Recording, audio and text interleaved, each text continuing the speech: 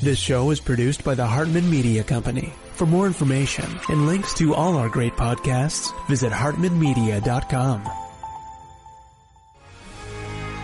Welcome to the American Monetary Association's podcast, where we explore how monetary policy impacts the real lives of real people and the action steps necessary to preserve wealth and enhance one's lifestyle.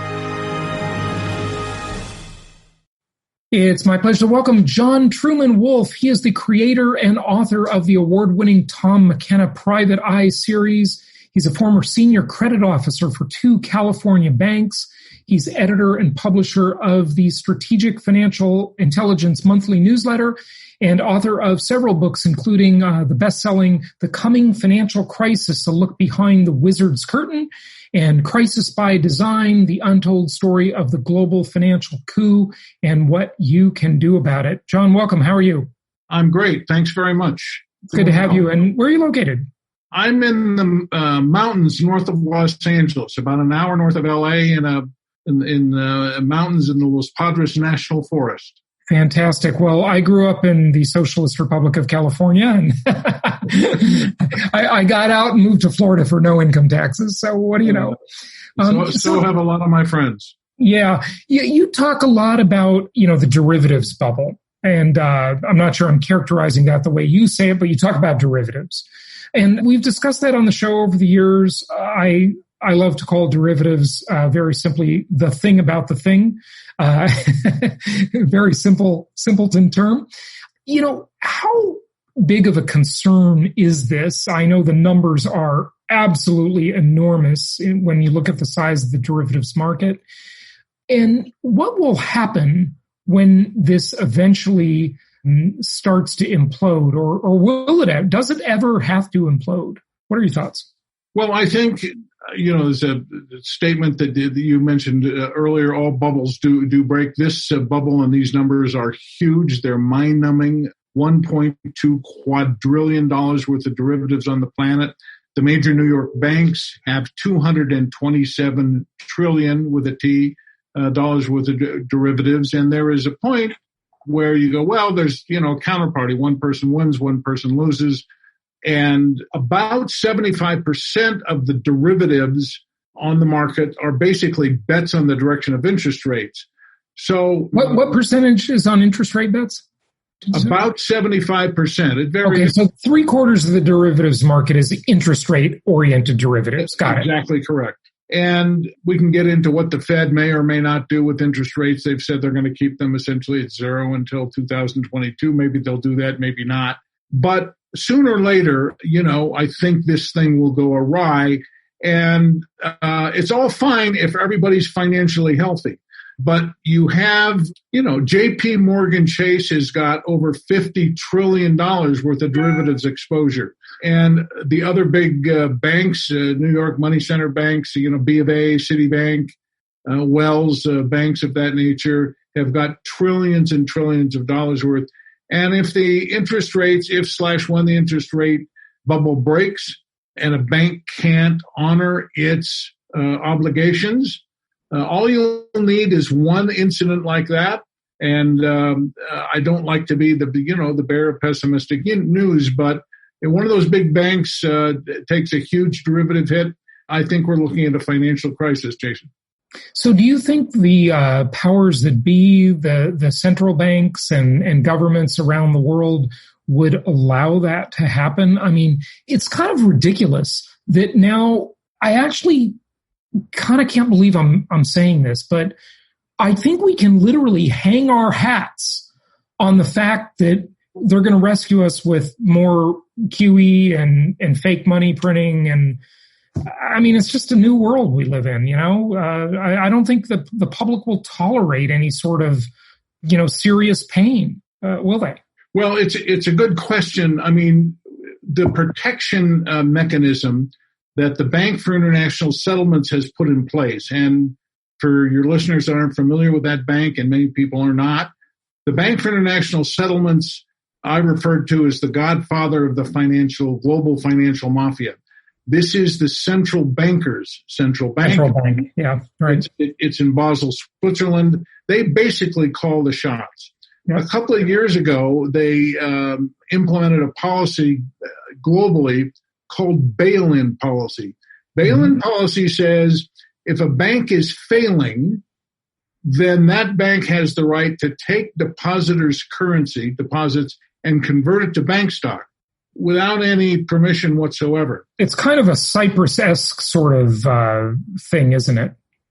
That's exactly what it is. And Cyprus was the test case for the BIS implementing this policy. They did it in Cyprus. There was a good deal of press from this little offshore bank, which held the deposits of a lot of ex-KGB characters. And that incident was the pilot for bail-in policy around the world. There are now bail-in policies mandated in Europe by the president of the European Central Bank. Canada implemented it. And there's actually a document, folks can go online and look at it, written by jointly by the FDIC and the Bank of England that explains how bail-in policy will work here. And by the way, we should just give our listeners a little backdrop for that, John. So, back maybe 8-10 years ago, if you went to sleep and you were a Cypriot citizen and you woke up and checked your bank balance again, you would have less money, right? They literally just took your money. Yep. It's exactly right. And that's what bail-in policy, can do. They just, they took a certain percentage of the deposits and converted it to bank stock. Well, who wants a stock in a failing bank? Yeah. Maybe somebody, but not the average Joe. Especially when you didn't want to be a shareholder, you didn't agree to become a shareholder. You just were essentially forced. It's like, here's the gun to your head, buy our stock with your deposit money. That's exactly right. Okay, go ahead. So the BIA, the Bank for International Settlements, implemented this policy because they saw what we were talking about, that the derivatives, the interest rate sensitive derivatives, had gotten so huge that bail-in policy basically protects the banks.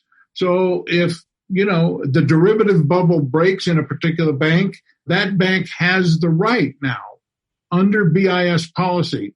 And in the U.S., the Dodd-Frank bill legalized that in the United States. They can come in and take a certain percent of your deposits. Yeah, right. Yeah, so that was really in the 2,300 or so pages of Dodd-Frank, this extremely confusing, well, aren't they all confusing, bill, that was stuck in there too, huh? Nobody seems to talk about that. Unbelievable. Yeah. So we've got Dodd-Frank. So do you think that would be a amount over the 250,000 FDIC limit, or any amount, or? Super good question. The memo that the FDIC and the Bank of England jointly wrote does not mention FDIC insurance. There is, online traffic where it appears that the FDIC insurance would not apply, but I've contacted the FDIC. They're non-committal on the subject. So I actually don't know what would happen. I think it would depend on how big the crisis became. Yeah, and the FDIC certainly doesn't have anywhere near enough to cover a real crisis by any means. But my contention is that government would just fill the void with fiat money. So what should we do with this information? I mean, for those people who have extra cash that's not in the stock market, it's not in real estate, which is where it should be. It should be an income property, I say.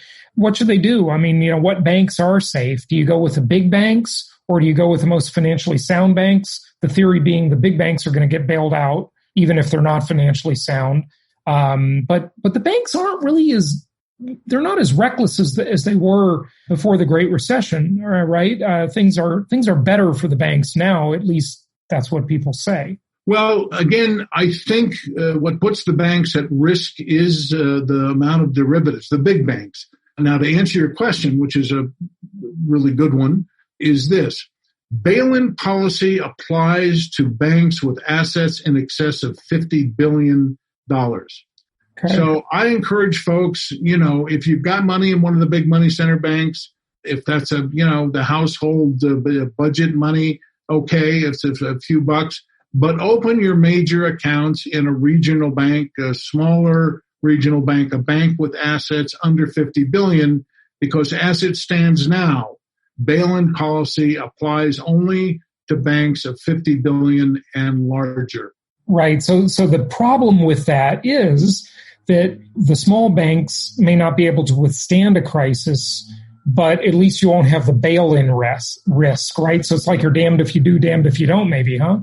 At least they're not going to come and take your deposits in the middle of the night without your permission. Right. But they might fail.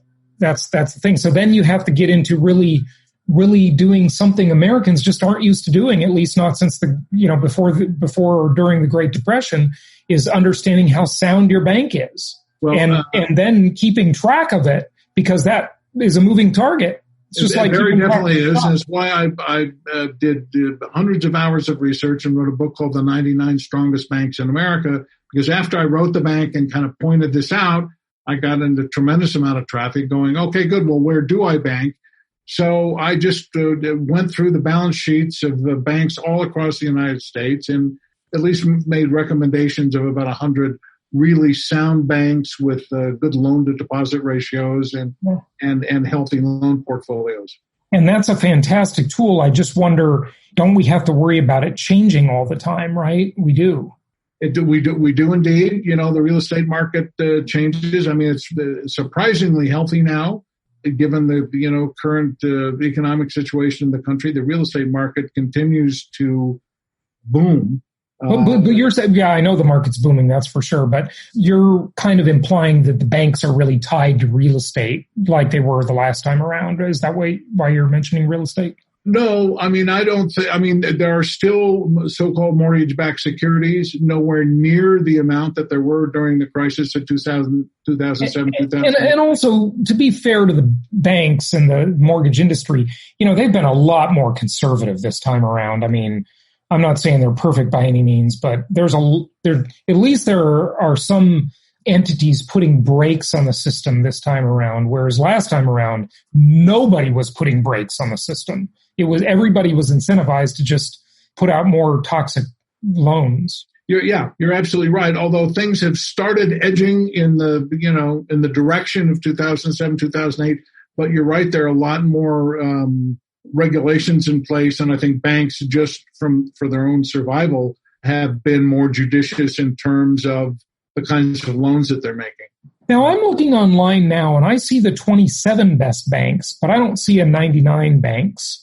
I'm not sure how long ago this book was published, so that's another question. You said the book was called The 99 Best Banks? I didn't even remember the 27 banks. When I started doing the research, it took a fair amount of time. And as you noted in my bio, I'm a former senior credit officer for a couple of banks here in the West Coast. I wrote the 27 best banks, and then I got a fair amount of traffic. Well, yeah, but what about my state? So I went back and I basically updated it. So the 99, it should be up there in Amazon. I don't go look at it every day. But I don't see it. Yeah. Really? And the 27 bank book is 4 years old. How old is the 99? 2 years. Okay. So, and how quickly do you think, do you really have to look at your bank like every year and evaluate their financial condition on an annual basis? That's just amazing. That's such a hassle. It is a hassle. You have to know what you're looking for. Yeah. The bank rating one of the reasons I wrote the book is that the bank rating agencies, and there are a couple of them, were giving 5-star ratings to banks that had loan-to-deposit ratios in excess of 100%. In other words, they not only lent out all the depositors' money, but then themselves went and borrowed money and lent it out. And that's just not healthy. But these rating agencies go, this is a 5-star bank. And not 5 stars in my heavens. Yeah, and remember the Moody's ratings the last time around, right? What a scam. Yeah, exactly. Yeah, unbelievable. So you talk a lot about this being or the last crisis, I guess, being a crisis by design. My listeners are familiar with the concept of a false flag. What do you mean by that? And what's the point of designing a crisis? Well, the truth is, my feeling is that crisis was designed to take down the U.S. dollar. And if you look at the strength of the dollar and what has happened to it over the last few years, it has slowly declined to the point that it certainly still has its reserve currency status, but it's slipping. China and India now do business in their own currencies. The BRICS is set up, that economic organization of Brazil, Russia, China, India, and South Africa. And they're all doing business in their own currencies, which maybe 10 years ago, this was unheard of. All international trade was done with the dollars. Not anymore. Yeah, I know there's inkling of that, but I'm not too in fear that the U.S. Because, the problem is the U.S. may be bad in all these ways, but compared to what? I mean, what we think, are we supposed to think that like Russia and Brazil are better off financially than we are? Fair enough. Yeah. And that's why the dollar still stands as it stands. But my point is, if you kind of look at a graph of it, it's slipping. It does not have the strength that it had. Now, does that mean you run from the dollar tomorrow? No. It does mean that the yuan is gaining strength. I mean, China is inhaling gold like there's no tomorrow. I mean, so is Russia, but China is. I just wrote a newsletter on the gold war between the U.S. and China. I had, when I wrote the book originally, a friend of mine in Taiwan sent it to some people in Beijing, and then she sent me an email. She said, the government of China would like to talk to you about the solutions in the book. I thought it was a joke. I said, well, have them fly me over business class and put me up here. I've been to Beijing a few times. She sends me an email back. They'll fly you wherever you want, however you want, put you up wherever you want. So I flew to Beijing. I spent a week there talking to people that had founded the PBOC, the People's Bank of China, and also met with the president of China Gold, which is the largest gold mining consortium in China and probably around the world. This guy has 40,000 employees. And Jason, he's buying up gold mines around the planet like Pac-Man, everywhere, the U.S., South America, and so forth. So they're making a very strong run to, if not back the RMB, the Chinese currency with gold, to make that currency stronger than the U.S. dollar. So while that's not a crisis situation today, I think it's one that's coming. I don't know. I hear that a lot, and I just, respectfully have to disagree. I just think the U.S. is going to maintain its hegemony for a long, long time. China in 10 years has a giant demographic problem. After COVID, nobody trusts China anymore. Those jobs are moving back to the U.S. A lot of that manufacturing is moving back here. And they've got one aircraft carrier. We've got, 12? It's just, I don't know, and I don't think China's going to go to war with us either, as much as I hear those things, you don't go to war with your customer, your biggest customer. And yeah, the U.S. the whole global economy is built on smoke and mirrors. It's absolutely impressive in a way that we got to this point. I mean, don't you think? It's like the biggest shill game ever, It's a good point, and your points are well taken. And I talk to the friends that have strong points of view as yours, and they're basically like, China is so far from us. It's true, but if you look at a graph, the growth in strength of the Chinese economy, and particularly the RMB, the Chinese currency, is up. Now, does that mean that the dollar is going to fall to nothing tomorrow? I think what's more dangerous, Jason, for the dollar is the fact that the Fed has thrown $4 or $5 trillion into the economy out of thin air. 5.2, I believe, is the latest number. It's insane. I can't keep up with it. Yeah. But, other central banks are printing too. I mean, it's not like we're the only one, and we just have this fantastic position, reserve currency. The most debt in the world is owed to us, and it's all denominated in U.S. dollars, which makes the dollar stronger. The biggest military, the biggest economy, the fact that all the Chinese people want to bring their money here because, we still got that Brinks truck reputation. But I tell you, if a bail-in happens, we're going to lose that quickly, okay? And people might feel safer keeping their money offshore. But I don't know. It's just a very complex mix of things. What I fear more, though, is a move toward a digital currency that's a central bank and government-sponsored digital currency that would cause us to lose spending privacy, and that would cause, and it might be a move toward a world digital currency. And if that ever happens, it's just checkmate. That there's no freedom whatsoever, because you can't go to another jurisdiction to have any degree of privacy or, change the system. So that's what I fear more, is this world government concept, and and maybe it's probably not a world government per se, but a world monetary system that is stronger than the world monetary system we have now, dictated from Basel. Any thoughts on that? Well, you're absolutely right. 2, I've written on that subject at some length. 3, you may or may not be familiar with Christine Lagarde, who was at the time the head of the IMF. Sure. She was in New York for a conference, and some reporter asked her about digital currencies, and surprisingly, she said, these are going to be good for the future. So I think that's a real potential problem, that in some way they'll make the SDR, which is the IMF's currency, digital, or there'll be a global digital currency. And then, as you say, there is no national currency. There's nowhere to go. So I think that's something to be very concerned about.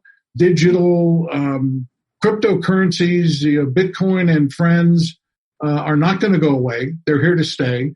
And the question is, how are those going to be dealt with? China is developing a national digital currency. So is Russia.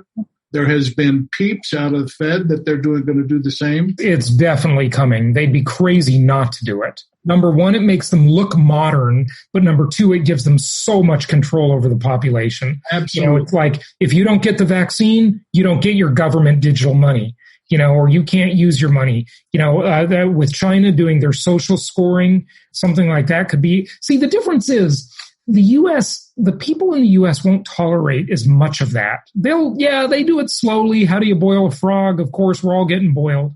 But there's this kind of rugged individualism that just pervades the don't tread on me, Gadsden flag mentality in the U.S., thank God, that keeps the government somewhat at bay. It's lessening, but at least there's a move there. In China, look at what's happened in Hong Kong recently. I mean, just China's getting pretty scary. And there's going to be massive capital flight from China, more and more, with that kind of totalitarian crackdown that they're having. So wrap it up for us. Give out your website and tell people where they can get newsletter, books, all the usual places, of course, but maybe your newsletter. Yeah, the newsletter is strategicfinancialintelligence.com. It's kind of a mouthful, but that's what it is. You can go to strategicfinancialintelligence.com, and the newsletter is called Strategic Financial Intelligence. I write it monthly. In addition to that, I do a weekly radio show called the John Truman Wolfe Financial Hour, and I take that, convert it to text, and send a transcript, audio, and written to the subscribers each week. And we have, we interviewed various folks, and that's the newsletter, strategicfinancialintelligence.com. Excellent. Well, John, thank you so much for joining us. My pleasure. Thank you so much for having us. I thought it was a good discussion.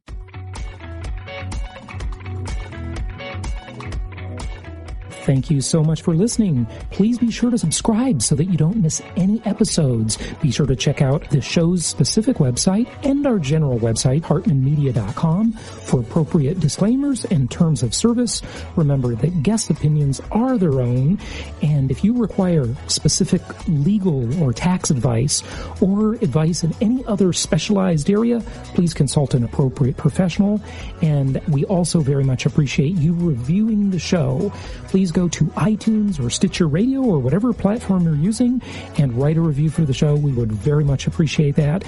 And be sure to make it official and subscribe so you do not miss any episodes.